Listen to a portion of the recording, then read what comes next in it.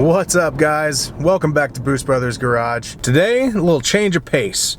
We're not working on the wide body car today because, well, I'm just cleaning parts. And to be honest, it sucks, and I figured you guys would be bored. So, instead, we're going to my buddy's garage. He's having some guys over tonight, and he's got some projects underway. LS swapping a 944, a 911. He's got a pretty sweet Mustang that I want to show you guys. So anyway, we're gonna do that. Stay tuned.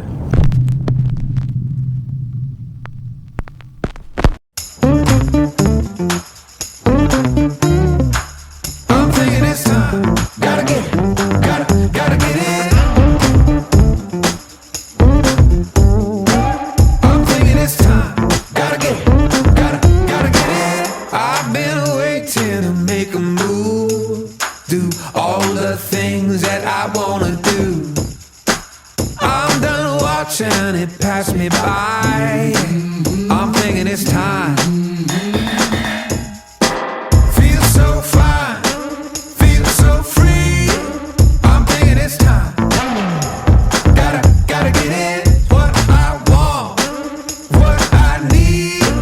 I'm thinking it's time. Gotta get it. I'm thinking it's time. Gotta get it. Alright, so this is my buddy Dan, and this is my buddy Alan.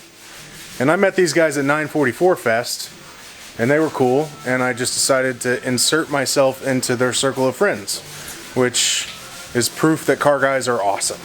So anyway, this is Dan's shop, garage. It's his home garage, which I wish my home garage looked like this. And he's going to give us a little tour. Ooh. Aren't you? Sure. Alright, Dan, tell us about your garage.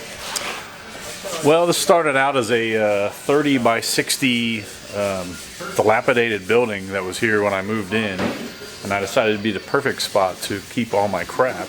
I blocked off about the last 20 feet in the back there as the body shop, do paint work and body work in there and keep all the dust kind of separate.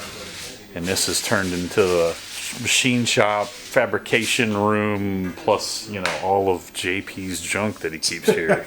He's the big tall idiot back there with the flannel on. And then Alan, I haven't had a 944 in like 10 years, but somehow there's always at least two of them here. I don't know.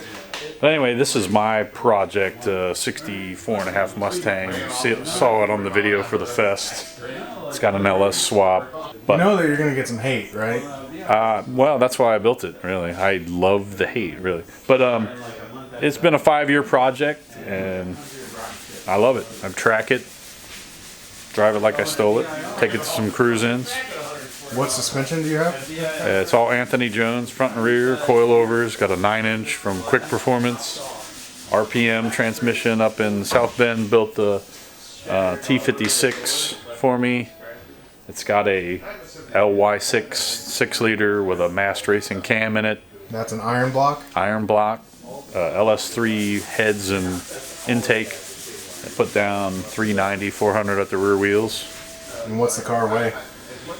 About 3,000. I think I weighed it. It was right around 3,000 pounds. So pretty solid. It's all steel. Everything on it's steel except for the front balance that I put on it. Yeah, talk about your widened rear fenders that don't, at first glance, look widened.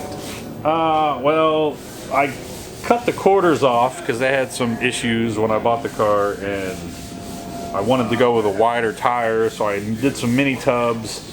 And then messing around with the offset and stuff, I decided I wanted to pull the wheels out a little bit. So I ended up pulling the inner fender wells out 2 inches and then put a new set of skins on and just kind of rolled them around. So there's actually 2 inches out farther this way than it was originally. But what I wanted to do is just kind of make it where you didn't really notice it when you looked at it. It's funny, he told me that the fenders were widened 2 inches, and I believed him, but at the same time, I didn't necessarily notice it. And then at 944 Fest, a stock 66 Mustang happened to show up and parked right next to him. Yeah. And it was incredible. Like, it was a huge difference. Oh, yeah. But the body's pretty much stock other than that. I shaved the gutters. It's got a Shelby GT350 front balance, like replica on it. What about the interior? What do we got going on there? I shaved the top of the dash, so it used to have a big vinyl like cap on it. shaved that off, and basically leaves you with like a Falcon dash. Okay. Speed hut gauges, GPS speedometer. It used to have a console and AC. I took all that out because race car. And it's just got stock carpet, big tall shifter, stock door panels, 4-point cage, harnesses and seats. Kind of the bare essentials. I wanted to look like an old Trans Am race car. So. And what about the wheels? These are like SN95 Mustang wheels, right? Yeah, they're called SC replicas from American Muscle. They were basically saline wheels. Yeah, they didn't have the lip like that, but they're 17 by 9 and 10s. I originally just bought them to be kind of a fitment wheel for the car, and they've kind of grown on me. So I'll keep them on there until I find a good deal on some forge lines, or maybe Thomas will hook me up on something. Maybe. Maybe. So this is where the controversy begins. You went LS. Well, when I bought the car, it was a 260 car. Somebody had put a 289 in it. Then that was gone. When I bought it, there was no motor, no tranny. There was a 302 laying next to it that wasn't built. I said I want 400 horsepower. I talked to my machine shop. They said, you want a 351? I bought a 351. I said, here it is. They said, okay, be about $7,000. I'm like, I don't know if I want to do that right now. My buddies are going, LS, LS. I was like, no, I can't do that. It's a Mustang. That's sacrilegious, right? Then this thing, 7,000 mile LY6 motor, just kind of dropped in my lap. $800 I paid for that. So I stuck a mast VVT cam in it, so it still has the variable valve timing. An LS3 intake. A set of shorty eBay swap headers. Are you running the factory ECU? Factory, I think it's like an E36 or something like that. I bought a swap harness from BP Automotive. Awesome piece. Really nice. Right after I got the car running and got the exhaust on it, still didn't have windows or fenders or anything. I took it to Weapon X over in Fairfield. Mm-hmm. They put it on the dyno and tuned it. Tracy over there did it. And they put down, it was like 390, 400 at the rear wheels on a moderate tune. I said, I'm going to track it and stuff. I don't want it to, make it safe. I want to make it run hot or do anything weird. So he did that. I've not had any problems with the motor at all. It doesn't use any oil. I tracked it at Nelson Ledges for 2 days. But wait, you had some problems at 944. The motor did not have any motors. The problems I did have were, well, the rear end. It turns out if your rear end is sitting on your frame and you have no suspension travel, that's a problem. When I lowered the car down about where I wanted it to sit, the upper mounts are about 2 inches higher on a 9-inch than they are at an 8.8, and it was into the frame. So basically it had about maybe an inch of travel before it was just sitting on the rear end. But the main problem I had was the pinion angle. I hadn't set it up correctly, and the pinion angle when it would go up would just drop. And it was, the tranny was leaking, the rear end was leaking, it was purging fluid out. It had, I don't know, the more I beat on it over the weekend, the worse it got. So, but all in all, it was a successful shakedown. But I think I'm going to go in this winter and tweak some more stuff so I can drop the ride height down a little bit more. But can't really complain. I think the car had 700 miles on it when we took it there. So clutch wasn't even broken in yet. Probably still not. All right, so show us your paint booth. All right, so this is, well, it's not really finished. I'm planning on doing a drop ceiling in there, but these are the old barn doors that were on the place when I moved in. I'll probably make some new ones eventually, but threw them up there to close this off, kind of divide it. So if I'm working in there, I can close it, turn the fan on, keep the dust out of this front room, off of everybody's cars and stuff.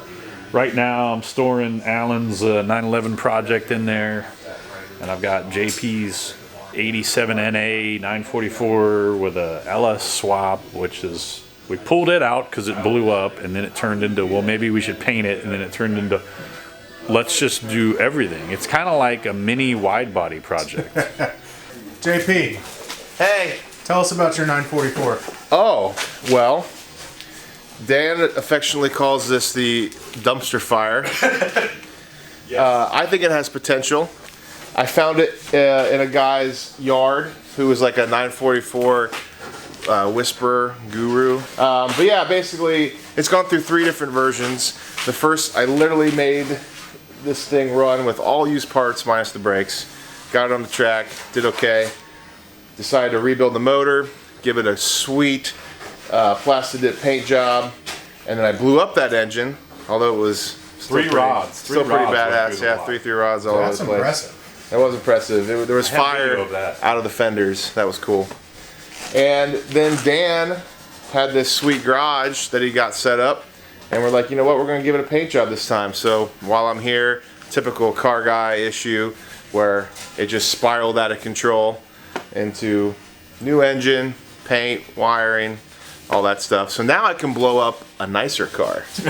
What's your project here? This is a 68 911 that was converted with wide body RSR flares. All steel. All steel flares. The suspension was put in from a 911 SC, so it's a long wheelbase. I've got a 3.0 and a 915 gearbox in it. It basically needs paint and interior and an engine and wiring. And all sorts of things. Yeah, for now it sits there in Dan's garage until we make room and start working on it. Oh, it's definitely a pretty centerpiece in the paint booth. All right, guys, so that's it. That's Dan's shop. His Mustang, JP's dumpster fire 944 project. Alan's 911 that's probably going to sit there forever. Who knows? But anyway, it's a good group of guys. It's a really cool shop. So hope you guys enjoyed. See you next time.